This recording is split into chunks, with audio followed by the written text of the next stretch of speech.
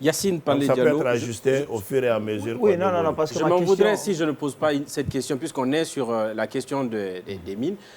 Nous étions à Sangaredi, qui est une ville minière, avec beaucoup de sociétés, notamment la CBG, sur le terrain, en termes d'impact du développement, ça laisse à désirer. Comment l'ANEFIC réagit à ça? Merci beaucoup, M. Silla. Réaction, d'abord, je dirais que nous sommes dans une logique telle que prônée par M. le Président de la République. Sa vision, c'est que les ressources de l'État ou les ressources de la Guinée servent à la Guinée, c'est-à-dire servent aux populations les plus nécessiteuses. Je ne suis pas en train de faire un procès de ce qui s'est fait avant nous, mais nous avons des chiffres. Les ressources du FODEL étaient principalement destinées, comme son nom l'indique, c'est le Fonds de développement économique local. Et qui parle d'économie locale, parle d'abord de création de richesses. Quand vous voulez parler d'une économie locale, il faut d'abord qu'il y ait une richesse locale. Aujourd'hui, on parle de mines. Oui.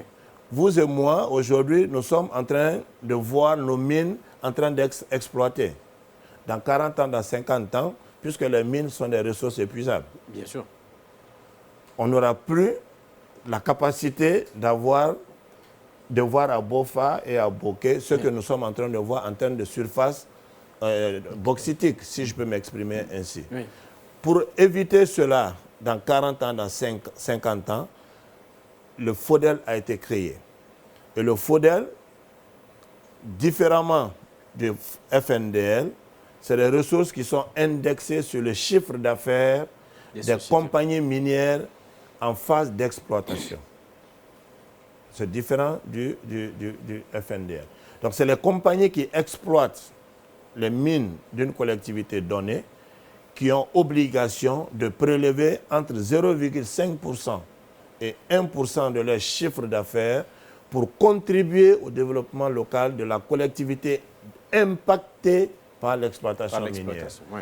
Donc l'idée derrière les ressources du FODEL, c'est de créer des activités génératrices de revenus.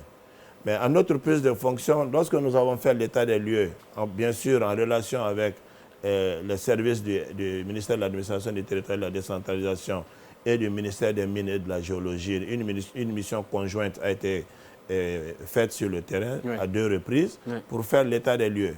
Nous nous sommes rendus compte que les fonds qui ont été attribués au GIE, au groupement d'intérêt économique qui avait été créé, qui normalement devaient exercer leur activité à travers ces ressources qui sont des fonds revolving. Ces fonds revolving, c'est quoi? Vous exécutez vos actions, après vous remboursez. Vous avez le bénéfice que vous gardez, mais vous remboursez. Pour permettre à d'autres groupements de financer aussi des actions. Aujourd'hui, nous sommes à 17% de taux de recouvrement sur des milliards qui ont été injectés. C'est un taux qui est faible quand même. Le taux est faible, mais le problème n'est pas qu'au niveau des GIE, c'est tout le processus. Puisqu'on a donné des ressources sans tenir compte en amont des évaluations qui devaient être faites. Quelqu'un qui veut faire de la saponification, d'autres qui évoluent dans le secteur des mototaxis, d'autres qui sont dans la couture, on n'a pas tenu compte de la spécificité de chaque secteur d'activité.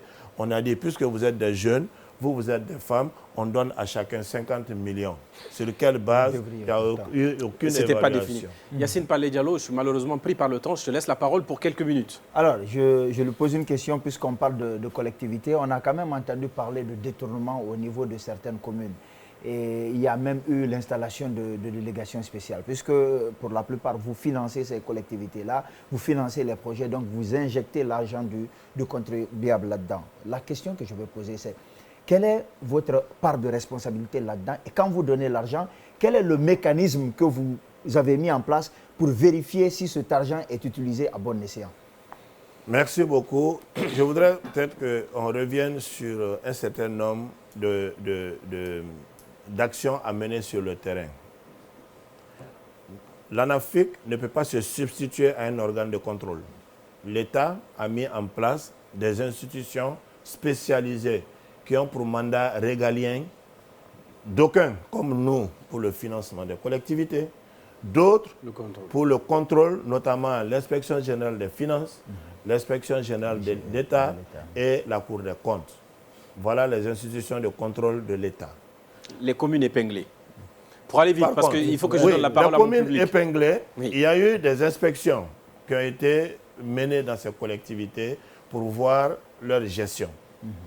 Et vous n'êtes pas sans savoir que, comme l'a dit M. Sylla, les collectivités ont une autonomie de gestion. C'est-à-dire que tout le dispositif mis en place dans une collectivité répond au principe de gestion ou d'exécution de la dépense publique.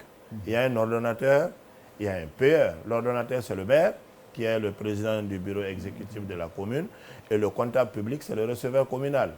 Donc, le premier ordonne la dépense et le second paye. Et chacun les communes épinglées, monsieur le directeur, je suis pris par le temps. Oui, je voulais d'abord expliquer le processus pour revenir aux communes épinglées. Allez-y. Les communes qui sont épinglées, aujourd'hui, l'État est une continuité. Une fois qu'on ne peut pas pénaliser le développement dans une collectivité par la faute de gestion d'un individu. Une fois que l'individu est épinglé, le processus suit son cours devant les juridictions compétentes. Et pendant ce temps, M. le ministre de l'Administration du territoire et de la décentralisation a mis en place des délégations spéciales. Et une fois que la délégation spéciale est mise en place, elle a automatiquement mandat, je dis sous le contrôle de M. Sylla, mandat d'engager la commune en tant que personne morale. Ah, très bien. Par rapport aux dépenses publiques. Donc aujourd'hui, à l'absence de ces conseils démis, nous avons des délégations spéciales qui, pour nous, du point de vue de la loi, sont les répondants de l'ANAFIC.